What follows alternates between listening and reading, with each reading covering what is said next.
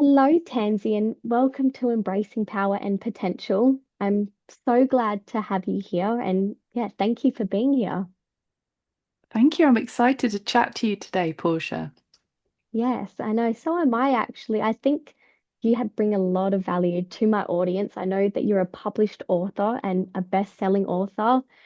You're a clinical hypnotherapist, a health and moderation expert, been featured on NBC News and talk shows. And I know that your work has helped so many people just with the stats and the sort of research that I've done. So I know that you talk a lot about alcohol consumption, especially in moderation and moving away from habit. So I'd love for you to introduce yourself to the audience and tell us a bit about, yeah, yourself and your work. Thank you, Portia. That's really kind of you. Well, I've been very fortunate. I started my work with my YouTube. So when I set up my clinical hypnotherapy business, I wanted to get my work out there, so created this YouTube channel. And over the years, I just built it up with things that I thought would help people change their mindset, help them feel good, help them believe that they could be different. And that's what hypnotherapy does. It really boosts people's confidence so that they can imagine a life that they want in the future. So it's very powerful. So I was fortunate enough to be able to write my book alongside that. And I myself had issues with alcohol, controlling it, breaking bad habits, wanting to move on, feeling stuck. So I thought, right, I'll write this book and I'll help other people and also help myself, you I know. love that. Uh, yeah, so it was really good because I was working with clients to be able to kind of put together my toolkit to help people. So the book is broken down into chapters that people can follow sequentially to help them identify, their triggers for over drinking, their mindset, their values, and really where they want to get to. Um, so yeah, it's giving people the opportunity to change that want to move away from destructive habits. Yeah, no, I love that so much. And so you do hypnotherapy. So do you do those sort of online as well that people can actually watch YouTube videos of? Oh, that's, yes, incredible. Yeah, so it's kind of two parts to the business. So you've got the YouTube stuff, and then people that listen to the YouTube, they come through and they say, I like your work, I want to work with you. So some people listen and they can listen for free, which is great because it means that people, with less resources can, enjoy high quality material. But then some people, they want to do one-to-one sessions, Yeah. and I can do that by meeting with them online, like we're chatting now, and then I make them the personalized resources and send it to them. So, I see people in Australia, New Zealand, America, all around the world. It's really nice to be able to connect with people. They don't have to be sitting with me to get the same benefit. Yeah, no, I love that. And I think, yeah, that's the power of the online business place at the moment. You know, we can actually reach so many people and change so many people's lives that we wouldn't be able to connect with. So I think that is so, so powerful. And yeah, I just want to say I love your work. So yeah, thank you Thank you. for what you do. Um, Thank you I love very that much. you also said, I think that because you may have experienced that before, you can actually teach people through your experience. And that's like the most powerful thing because you know step by step what you had to do. So you can just retrain people to actually retrain their mindsets through that, their beliefs, and yeah, their overall habits, which I think can be hard to do without that sort of guidance. That's right. Yeah, no, I love that. And I know that you said um just previously from conversations that we've had leading up that people can lose touch with themselves really quickly, and that shows up in their habits. So I'd love for you to expand on that because I talk a lot about how much habits can actually impact a person's life and things on my show. So the audience will Mm. really resonate with that. Yeah, of course. So I think what happens with alcohol often is that people lead busy, stressful lives, and alcohol becomes their way to relax. At the end of the day, it's a reward, it's a way to unwind, it can be a way to change your feelings. Hmm. And because it's so freely, readily available, people turn to alcohol. But the thing is, with alcohol, it can get away with us a little bit, and then one have it. Some people have one drink, two drinks, and before they know it, they're drinking more than they kind of want to. Yeah. Um, and this can lead to them feeling, waking up in the night, feeling under par the next day. Some people report putting on weight. Hmm. Um, and that's when typically people might think, right, I want to make a change. And some people can do that on their own, and then other people feel, no, I can't do this on my own, and that's where I can help. So we look to see why they're drinking, so what their triggers are, when is the over drinking happening, and how can that be changed? So what skills can they master to understand, their situation? And in sessions, I would bring to them many, strategies to help them kind of reduce their units so they can get back in control, feel more in control, and feel better. And when I was writing the book, I researched all over the world to find out strategies that help people moderate. So Yeah. we're not just wishing or hoping the figures are going to go down. We're actually using strategies such as playing it forward to the next day, thinking about how do you want to wake up? How do you want to feel? And actually bringing that into the moment. Because when we want another drink, we often think, right, well, what do I want now? And it's a very now situation. But Yeah. we're getting you to look at your life holistically. And that's where the hypnotherapy can really help as well. Who do you want to be tomorrow, the next day, next week, next year? So it's about visualizing that person you want to become. And as you know, I'm sure the choices we make today are going to reflect the person we're going to be in the future. So, 100%. getting really clear on that. And then there's other strategies that people can use by recognizing what emotional state they're in. Sometimes people drink because they're really thirsty or they're hungry or they're stressed. So we start to look at those patterns, unpick those patterns, and put together a toolkit of things that people can usefully use to help them get a different result. Hmm. And often I have people I'm working with, they're drinking 70, 80 units, maybe they're drinking up to a bottle of wine a night. And with these strategies, plus the hypnotherapy, they can bring their drinking down to a healthier level. So, what we're kind of aiming for with moderate drinking is around a bottle to a bottle and a half of wine a week, spread over the week with alcohol-free days. So the clients tend to do a tapering approach where they do it gently. I'm not just saying, right, you've been drinking this much, right, we're going to cut it completely, because that doesn't really work with the brain, with the mind, with the emotions. So we do a very gradual approach. So the person becomes used to drinking less and having more alcohol-free days. And then after a while, they start to get their confidence up. And then it's a case of maintaining that so that they feel they can, kind of be in control of their life. Then they start seeing the benefits. And it's Yeah. just really the gift that keeps on giving and making people feel that they can change, that Yeah. it's not just for someone else. So, and I always say, start small, pat yourself on the back when you see these small changes, and then look where you've come over 6 months. And then they really start to feel empowered and a lot more positive about their future. Yeah, love that approach so much. And essentially, it's basically like, because what I do with my clients is identity work, and I talk a lot about manifestation, but it Mm. comes down to who you're being, like who are you choosing to be? And exactly, it's not for today, it's like for your future self, for tomorrow. So that really aligns with the work that I do. And I resonate so much with that because it's who you choose to be. And that comes with who you believe about yourself. And if you just sort of went cold turkey and just stop drinking mm, completely, your mm, identity, that's not your identity. So you're just going to go back to your old ways a lot faster than your approach of moderation. And I love that you say that moderation is a skill because mm, if it's something that was easy, we would all be doing it.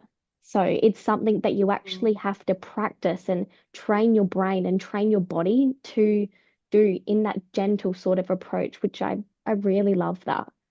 mm, mm, mm. Yeah, because a lot of people, I think, they worry about their drinking, and then they look online and they think, oh, I must give up, and that feels too much. Hmm. That feels too much of a stretch, or they say, well, sometimes I'm okay, and sometimes I'm not okay, and it's this kind of grey area drinking where it becomes very confusing. And Hmm. people look online, they get worried, they think, oh, am I an alcoholic or something? And then they just shut down and they don't do anything about it, which is the worst place, really, because, people can change, they do change, and not everyone has to give up completely.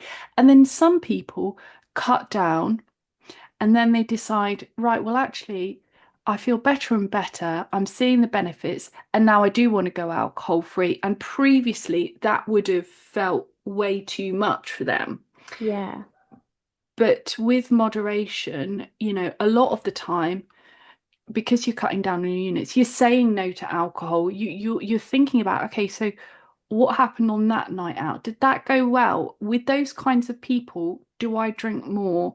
You know, is that the kind of, social life that I want? Yeah. How could I approach that differently? So strategies like meeting up with people. So we've all got those heavy drinking friends, right? Hmm. And it's about saying, okay, well, let's do something that's not focused on alcohol. Let's do some sport or, something, meet up for a meal or and Yeah. see how that goes. So it's almost about strategizing, so that you get the result that you want and think about how other people are impacting you as well. And I think a lot of people, it's much more socially acceptable now to cut down, Yeah. not to drink, you know, thankfully in bars and shops and things like that. Um, there's lots of non-alcoholic alternatives, which is really good. So there is a Yeah. change there, I think. Have you seen that where you live? 100%. There's a lot more like mocktails and things on the menus. And I actually, I've seen there's somewhere in Australia they do this morning disco. And what it is, Mm, it's for people that have stopped drinking and essentially stopped that party life at Saturday night. And instead they meet up at 5 or 6 a.m. in the morning and they have like a disco where it's like alcohol free and they just all in like natural energy, you know? So I think it's really starting to, yeah, go through the whole world globally that I guess healthier alternatives to lifestyles in general. Definitely, I've mm, seen that. I wanted to touch on the building the self-trust after mm, the coping behaviors because I know myself, I've been in stages in my life where I have had coping strategies that were definitely not the healthiest and pulling myself out of that, I'm still on my journey and I know a lot of my listeners resonate with that and it's about yeah, building that trust within yourself to feel like you don't need that or you can sort of get through different phases of your life without falling back into those old habits. But yeah, I'd love for you to touch on how you explain rebuilding your self-trust after that. mm. Well, I think it comes through practice, through doing Yeah. difficult things, through making small changes and realizing you can do them. And then, so I'll give you an example with the cutting down on alcohol. In the past, I would always turn up at a party and always, someone would say, what do you want to drink? And I would just drink it. I wouldn't even Mm. think about it. And so that was just my go-to. But then the alcohol was causing me problems, I had to rethink that. Okay, I couldn't just pick up a drink wherever I went. It wasn't working for me. I had to rethink. Yeah. So I started. going to events and not drinking. And that was difficult.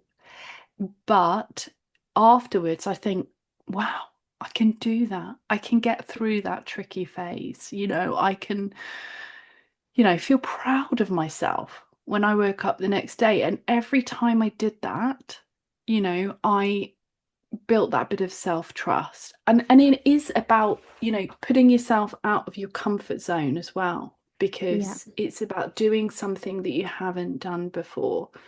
But by doing difficult things, I do think that is a way to build one's confidence. And then what you have that reference point of, okay, so I went to that party and I didn't drink and I did well and it hmm, went well and I was happy afterwards. So once you have that psychological reference point, when it comes around again, you can say, well, I've done it before and I can do it again.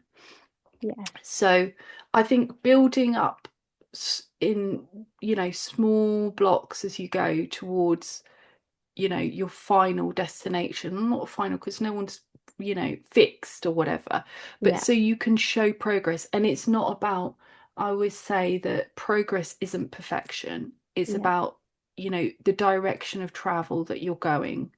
And when things don't go quite right, being kind to yourself as well. yeah. And there's a chapter in my book about, it's, I say, it's, there's no need to crumble, it's only a stumble. I love And that that. that is the idea that, nobody gets it right all the time. There are Hmm. times when, you know, we might eat too much, we might drink too much, we might say the wrong thing. It's okay. We're all human, but the point is to look at, what can we do differently next time? What can we learn from this? Hmm. So it makes us stronger.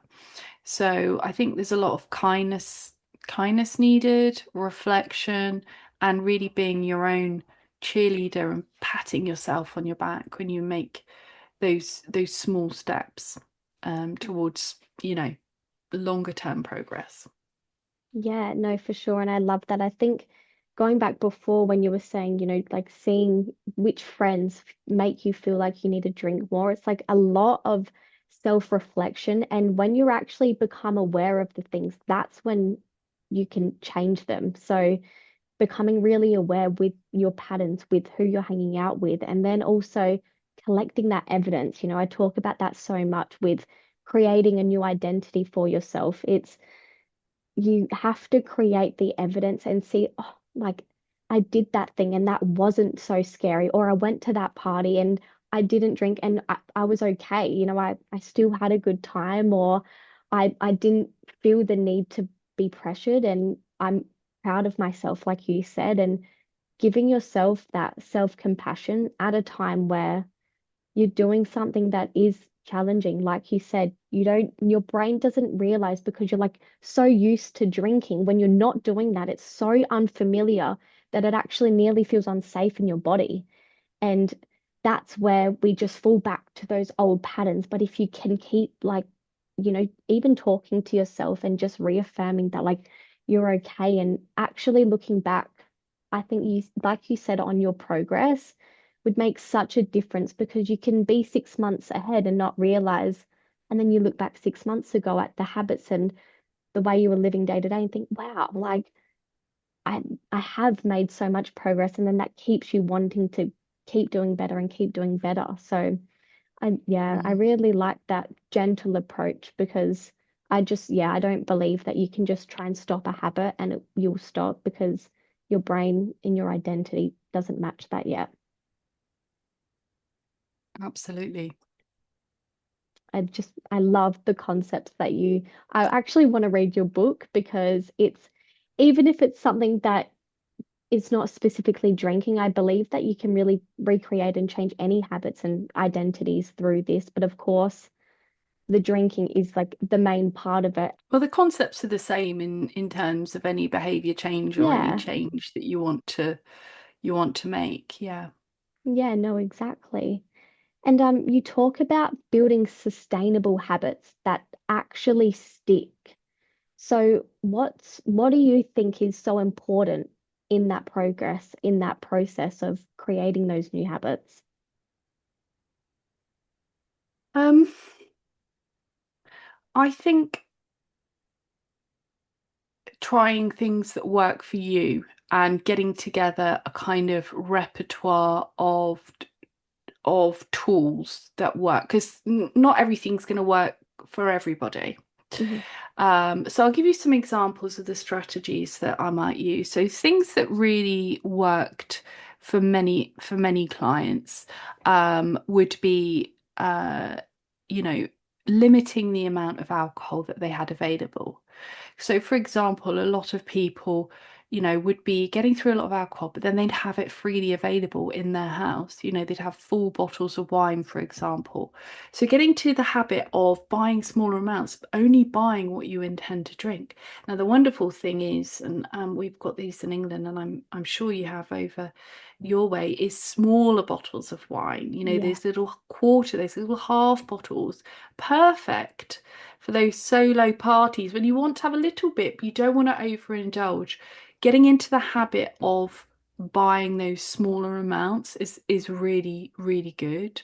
Another thing is very important is tracking as well. So getting into the habit of tracking your units so that you can see where you're moving towards, and when you get down to a level that suits you. So for example, a lot of my clients, maybe if they're having a drinking day, they might have up to 5 units, which is in the UK that's kind of like half a bottle of wine. Yeah. So it might be two small little bottles, and then actually tracking that. So Hmm. having the habit of tracking it so they can see their progress over time because the units don't lie. And then that I think is sustainable. So the tracking, the smaller amounts, making sure people eat, not kind of drinking without food, making Hmm. sure they're hydrated. So these are things that over time they can do without really thinking about it. And they're kind of helping them to sustain. It's a bit like getting fit, going to the gym, it's about kind of finding something that works for you and then doing it day in, day out in a kind of a fashion that, you know, shows progress over time. Mhm. So Yeah. hopefully that's answered the question. Yeah, no, perfectly, perfectly. So basically, I guess with any other habit, it's that consistency and knowing, what you're doing. Even I, with my running, and things like that, I track that to be able to see the progress and see how far I've come. And I guess yeah, the progress that I'm actually going to next. And eventually that does become your new identity. And then you would eventually just, I guess, identify in your client's cases of someone who just doesn't really drink as much or can go out to social events and it's not something that's on their mind because of all of their habits and the person that they are now doesn't resonate with that. So yeah, no, I think Mm. that's beautiful. And now I'd love to touch on the hypnotherapy side before we end because I am very intrigued about that. And I have a question. Is it sort of like visualization when you're doing the hypnotherapy? Yeah, I mean, it depends. There's a few different elements to it. So often the hypnotherapy starts with kind of settling down, doing nice breathing exercise to settle the body. And then you have something kind of like an induction, which will take people down into a very relaxed state. So it could be something like a staircase or an elevator or just some steps. Yeah. And it kind of brings people down. And then often there is a visualization. So it might be a beautiful seascape. It might be a place in nature. It could be anything, a beautiful house. Um, Kind of depends, So on my YouTube, there is so many, and there's another one that's really popular. It's a train journey. So people find trains very relaxing. Hmm. So, you know, it will take them on a journey. So it's kind of like a story that will take them on a journey into feeling deeply calm.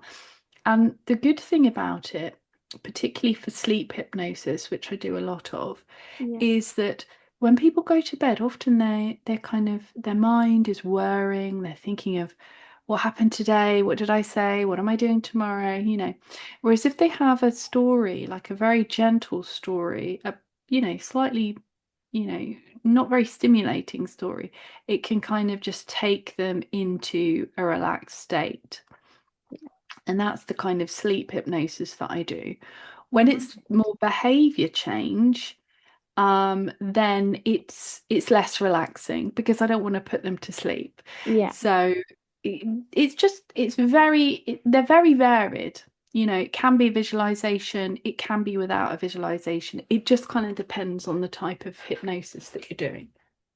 Yeah, right. No, that's so interesting. My dad actually was hypnotized for smoking and never picked up another cigarette again after one session. And it's still to That's this day. And I amazing. think it was about 10 years ago now that he did that. And yeah, it really works. So when you connected, I was like, yes, this is something that I would so love to dive into because yeah, I think and then of course I talk about visualization and the brain and going into that theta state and visualizing who you want to be, that future identity of yourself and manifesting and all the good stuff. So yeah, Mm. I loved that you could weave that in with such practical work, to actually yeah, really help people change their lives.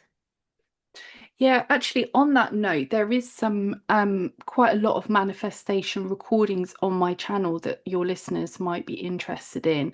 Yeah, Um, and if they go to the popular one, there's one that's had over 1 million views that is really good and will help them be in a very relaxed state and then move into the different areas of their life so they can visualize the changes.